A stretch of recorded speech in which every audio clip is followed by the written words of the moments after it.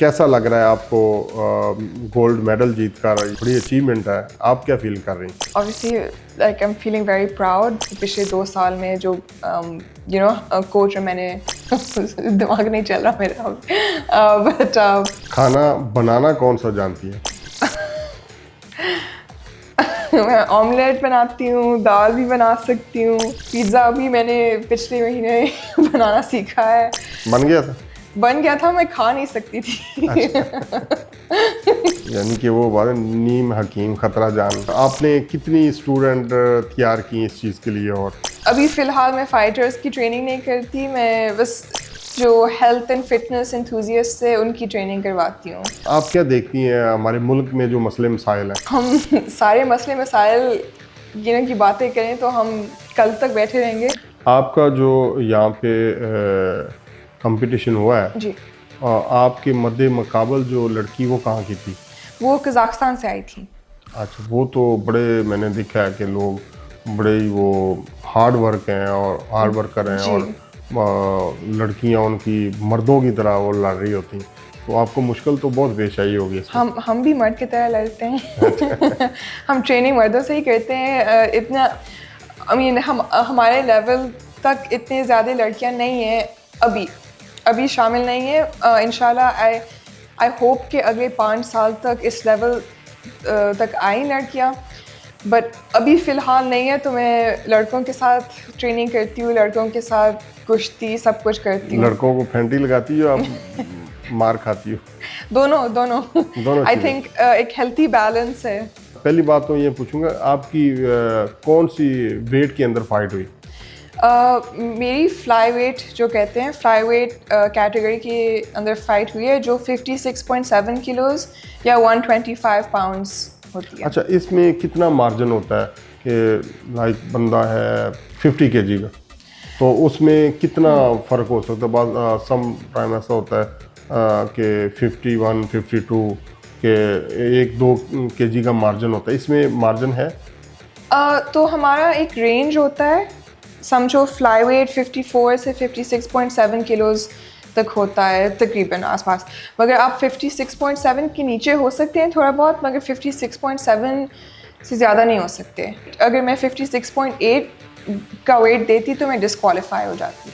और इसमें जब आप फाइट खेल रहे होते हैं, कितने मिनट का राउंड होता है इसका?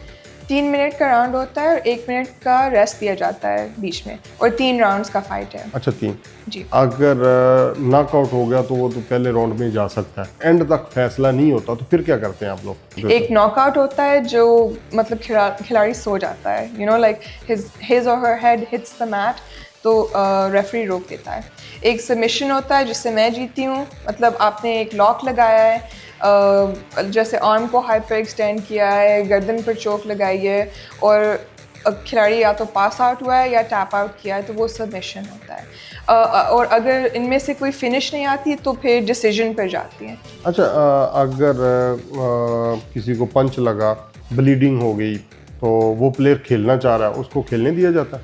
इट डिपेंड्स कि कितनी ब्लीडिंग हो रही है, कट कितनी डीप है। मोस्ट खिलाड़ी हमेशा कहेंगे कि हम खेल सकते हैं, मैं खेलना चाहता हूँ या चाहती हूँ, मगर अगर ज़्यादा ब्लीडिंग हो रही है तो वो डॉक्टर को बुलाते हैं, डॉक्टर असेस करेंगे। फाइट रोक दी जाती है? वो time out, referee time out कहते हैं, और फिर डॉक्टर असेस करते हैं। अगर आपने किसी को लॉक लगाया, बंदी आपके काबू आ गई, ठीक है, तो उसका सांस बंद हो गया, तो उसका क्या तरीकाकार है? वो आगे फाइट नहीं करना चाहती, वो मैट को हिट करेगी या कोई इशारा होता है इसके लिए भी?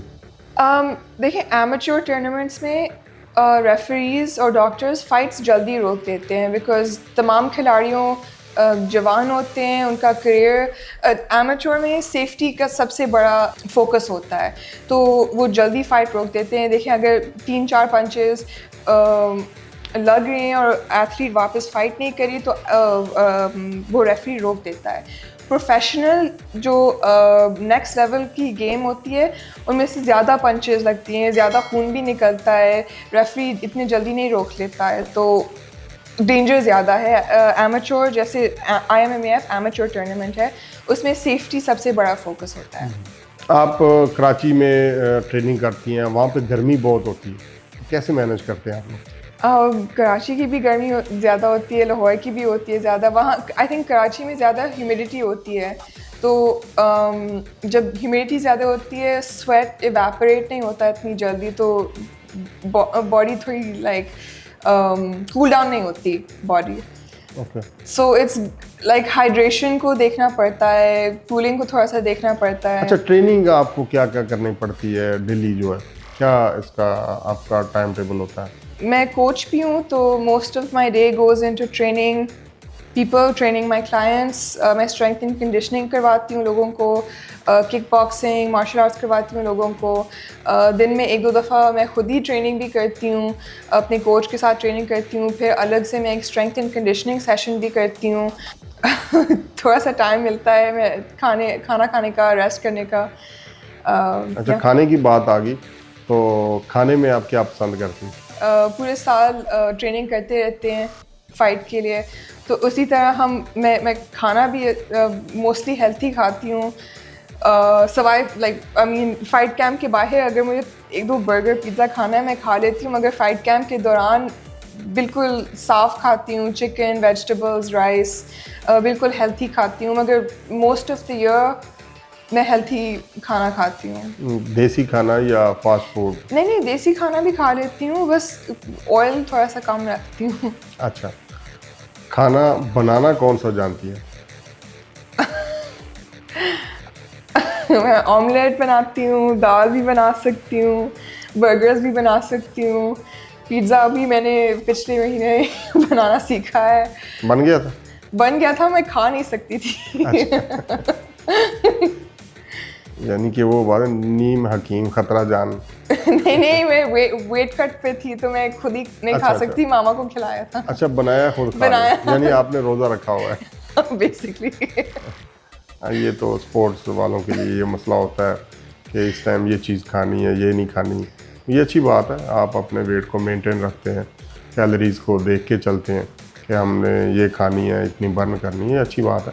फैमिली में जब आप जीती तो वो लोग क्या फील कर रहे थे? मेरी मामा थी अरीना में। मेरी मामा मेरी नंबर 1 फ़ैन है, सबसे बड़ी सपोर्टर मेरी मामा है।